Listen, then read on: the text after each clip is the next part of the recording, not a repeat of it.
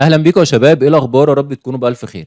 من أكتر الأسئلة المهمة جدًا والأدوار المهمة جدًا لمحلل البيانات، هي إن أنت لمّا يبقى قدامك data والdata دي أنت ما أنتش عارف يعني ما حدش قال لك تعمل فيها إيه، فدورك إن أنت تفهم الbusiness وتفهم الdomain اللي أنت شغال فيه، وتفهم الdata اللي معاك دي شكلها عامل إزاي، وتقدر تطلع منها بKPIs شكلها عامل إزاي، عشان في الآخر تقدر تعمل الdashboard بتاعتك. لإن إحنا اتفقنا إن الداشبورد هي عبارة عن سؤال وأنت بترفلكت السؤال ده جوّه visual معيّن بيجاوب على السؤال بتاعك ده، بس المشكلة هنا مش في إن أنت ترفلكت الموضوع، هي الفكرة نفسها في استخراج الأسئلة واستكشاف البيانات اللي معاك، ومن أكتر المشاكل اللي بتقابل أي محلل بيانات هي إنه مش قادر يستكشف البيانات اللي قدّامه دي يقدر يطلع منها بكَم من الأسئلة والKPIs بشكل عامل إزاي. تعالَ نسأل سؤال مهم جدًا، ولو أنا سألتك قُلت لك هو أي data لو ادّيتك data إزاي هتفكّر فيها؟ فسؤال مهم جدًا، اقعد فكّر فيه مع نَفْسك، قُل أنا لو ادّيتك data دلوقتي أنت هتفكّر فيها بشكل عامل إزاي؟ فتعالوا أقول لكم على استراتيجية مهمة جدًا تفكّر فيها في الdata بشكل مهم جدًا وبشكل عملي وتطلع منّه بinsights وتفهم الbusiness بشكل حلو أوي، وهي إن أنت تختار الdomain اللي أنت عايز تشتغل فيه أو أي domain أيًا كان أو ممكن أكتر من domain، اكتب الdomains اللي أنت عايز تشتغل فيها واقعد حُط نَفْسك مكان المدير، فاكتب مثلًا أنت عايز تكون محلل بيانات للHR، فحُط نَفْسك مدير الHR وقُل أنا لو كمدير HR وتحت منّي في محللين بيانات، إيه المطلوب منهم إنه يعملوه لي؟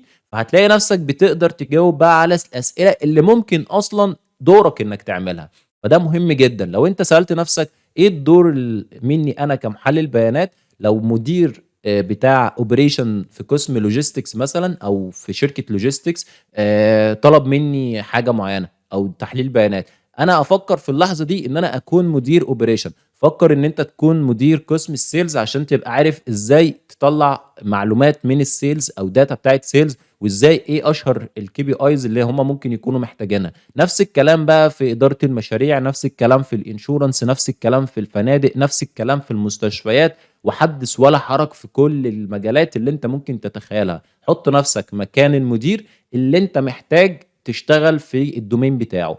نفس الفكرة لو أنت مثلًا رايح interview في شركة مثلًا بتاعة insurance مثلًا، بتاعة تأمينات، حُط نفسك مكان مدير شركة التأمينات ده، وقُل هو أنا لو رُحت اشتغلت هناك أو أنا كمدير موجود في الشركة دي، إيه الKPIs وإيه الحاجات اللي أنا هابقى محتاجها من المحللين البيانات اللي عندي. وقتها هتبدأ تفهم هو محتاج منّك إيه، وده هيساعدك بشكل كبير جدًا أثناء الinterview طبعًا، تمام؟ تعالوا بقى نروح على الاستراتيجيات اللي إحنا من خلالها لو أي data معايا، إزاي أصلًا من قلب الdata أطلّع الKPIs اللي أنا محتاجها، تمام؟ تعالوا مع بعض كده نشوف الكلام ده سوا. أي data عندي يا شباب بتكون عبارة عن قسمين، قسم عبارة عن أو نوع اسمه البيانات الرقمية، ونوع اسمه البيانات الوصفية، الاتنين مختلفين تمامًا عن بعض، بس الاتنين مع بعض بيكوّنوا لي كَم كبير جدًا من الأسئلة لو أنت قدرت تفرّق ما بينهم. إحنا قُلنا إن الPower BI بيتعامل مع 3 أنواع من البيانات، بيانات رقمية، بيانات نصية، والتواريخ. ال3 دول واحدة فيهم بيانات كمية اللي هي الNumeric، والاتنين التانيين بيانات وصفية. فتعالوا نشوف مع بعض البيانات الكمية والبيانات الوصفية إزاي مع بعض باستراتيجيات معيّنة لمّا نكوّنهم سوا يدّوني كَم هايل من الأسئلة في الdata بتاعتي أيًا كان الdata دي في أنهي domain وبشكل عامل إزاي. تعالوا نشوف كده مع بعض. الاستراتيجية الأولى يا شباب لازم نبقى عارفين بس إن في أسئلة ممكن تكون صح، صيغتها صح، وفي أسئلة ممكن تبقى تكوينها غلط. فإحنا مع بعض دلوقتي هنعرف إيه الاستراتيجيات اللي التكوين بتاعها ممكن يكون صح، وإيه التكوينات اللي ممكن تؤدي إلى إن يكون السؤال غلط وما ينفعش أصلًا إن هو يتسأل بالشكل اللي إحنا هنسأله مع بعض. أول حاجة بالنسبة لي حُط ميزان، أي استراتيجية هنتعامل بيها هيبقى في ميزان، والميزان ده ليه كفتين، الكفة الأولى هنحط بيانات كمية، والكفة التانية نحط بيانات وصفية، ودي الاستراتيجية الأولى. فهل ده معناه إن أنا لمّا آجي أسأل سؤال مهم جدًا في المرحلة دي وهي أو الاستراتيجية الأولى، وإن أنا أقول إن الsales ده بيانات كمية والcategory ده بيانات وصفية، وحاولت أنشئ سؤال مكوّن من الsales والcategory، إيه السؤال اللي ممكن يتسأل؟ هالاقي إن أنا باقول أنا بِعت قد إيه من كل category، فهتلاقي إن السؤال هنا عبارة عن أنا بِعت قد إيه من كل category، فتلاقي هنا السؤال مظبوط، السؤال صح. طيب أي كمية أو أي سؤال هتسأله في الاستراتيجية الأولى عبارة عن إن أنا لو حطيت بيانات كمية في كفة وبيانات وصفية في كفة تانية هتقدر تطلع بكم كبير جدا من الأسئلة، والاستراتيجية دي صح ومظبوط 100%. فالاستراتيجية دي عشان هي بتتكون من بيانات كمية وبيانات وصفية في الميزان بتاعي، فالاستراتيجية دي تمام زي الفل مفيش فيها أي مشكلة. طب تعالوا على الاستراتيجية التانية ونسأل سؤال مهم جدا. هو أنا لو حطيت بيانات وصفية في كفة وبيانات وصفية في الكفة التانية، هل في سؤال ممكن أنشئه ما بين بيانات وصفية وبيانات وصفية تانية؟ هتقول لي تعالى نفكر سوا. هتلاقي نفسك بتسأل سؤال بتقول أنا عندي مثلا كام سب كاتيجوري في جوه كل كاتيجوري. فهنا السؤال طلع مظبوط وصح و100%. كام سب كاتيجوري جوه كل كاتيجوري؟ طيب هل في سؤال ممكن أسأله تاني؟ هتلاقي نفسك بتقول أيوه في سؤال تاني ممكن أسأله. زي إيه؟ زي فكرة إن أنا أقول أنا كل كاتيجوري جوه منه كام سب كاتيجوري، او ايه هي السب كاتيجوريز اللي جوه كل كاتيجوري. فهتلاقي ان الاجابه صح ومظبوطه ومية مية. وكده الاستراتيجيه التانيه لو انا حطيت في الميزان بتاعي كفه بيانات وصفيه وكفه بيانات وصفيه، الاجابه على السؤال ده تبقى مية مية صح. بس سؤال مهم جدا، انت ما لاحظتش ان انا لما جيت اسال سؤال وقلت كام سب كاتيجوري جوه كل كاتيجوري، ده معناه ايه؟ ده معناه ان في كفه وصفيه، ايوه اللي هي السب كاتيجوري، والوصفيه الثانيه اللي هي الكاتيجوري، بس في كفه منهم تقول انها تكون رقم. زي الاستراتيجيه اللي فاتت، مش احنا قلنا بيانات كميه وبيانات وصفيه ده كده يديني سؤال صح؟ هتقول لي ايوه. نفس الفكره هنا، هي بيانات وصفيه وبيانات وصفيه بس في واحده فيهم بتقول الى رقم. فهتلاقي ان انت برضو الاجابه هنا على السؤال ده صح ومظبوط و100%. الاستراتيجيه الثالثه تعالوا نشوفها مع بعض ونشوف لو احنا سالنا سؤال مهم جدا، وهي فكره لو احنا حطينا في الميزان بتاعنا بيانات كميه في كفه وبيانات كميه في الكفه الثانيه، فهل الاجابه على السؤال ده صح؟ تعالوا نشوف سوا.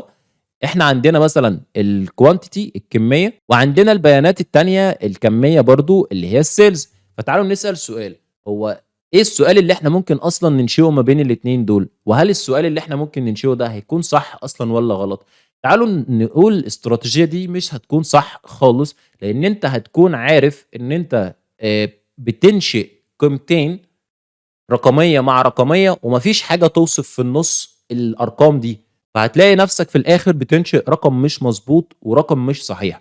في حين ان انت لو قلت انا بعت قد ايه لكل كميه، فهتلاقي ان انت هنا بعت ب 200 ب 221 دولار مقابلهم قطعتين، صح؟ فهل ده معناه ان كل قطعتين انت بعت قصادهم 221؟ اكيد لا. ليه؟ لان هتلاقي عندك مثلا مثال تاني، انت بعت قطعتين بس كانت الفلوس اللي انت بعت بيها او تكلفة الحاجة دي كانت 341، ولكن هنا ما ينفعش بقى القصة بتاعت ان انا بعت كام بكمية قد ايه، ما ينفعش خالص. فعشان كده لازم نسأل سؤال مظبوط وصحيح، لازم في النص يكون في حاجة وصفية، عشان الحاجة الوصفية هدعمها برقم عشان يطلع السؤال في الاخر صح. فالكمية الاولانية او التول استراتيجي الاولانيين كان انت عندك بيانات كمية في كفة وبيانات وصفية في كفة، فكان هنا في وصف حاجة وصفية وبيوصفها او بيرفلكت الكلام ده من خلال ارقام. نفس الكلام في الجزء الثاني، في حاجة وصفية وفي حاجة وصفية بس بتقول لي رقم او عن طريق ان هي وصفيه وبشوف الوصف ده تفريعاته شكلها عامله ازاي. اما هنا ففي بيانات رقميه مع بيانات رقميه، مفيش حاجه في النص تربطهم سوا او يكون الموضوع صح.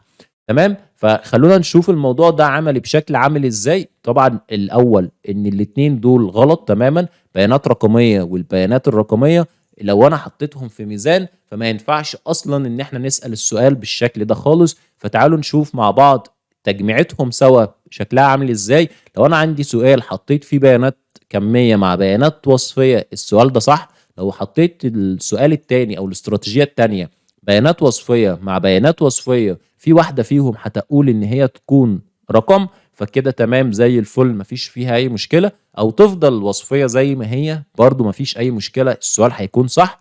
اما الاستراتيجيه الاخيره فاياك ان انت تستخدمها بالشكل ده، ان انت تكون عندك بيانات رقميه مع بيانات، او بيانات كميه مع بيانات كميه، هيديك في الاخر قيمه عبثيه. وتعالوا نشوف الكلام ده مع بعض هيكون شكله عامل ازاي لما نيجي نفتح الباور بي اي.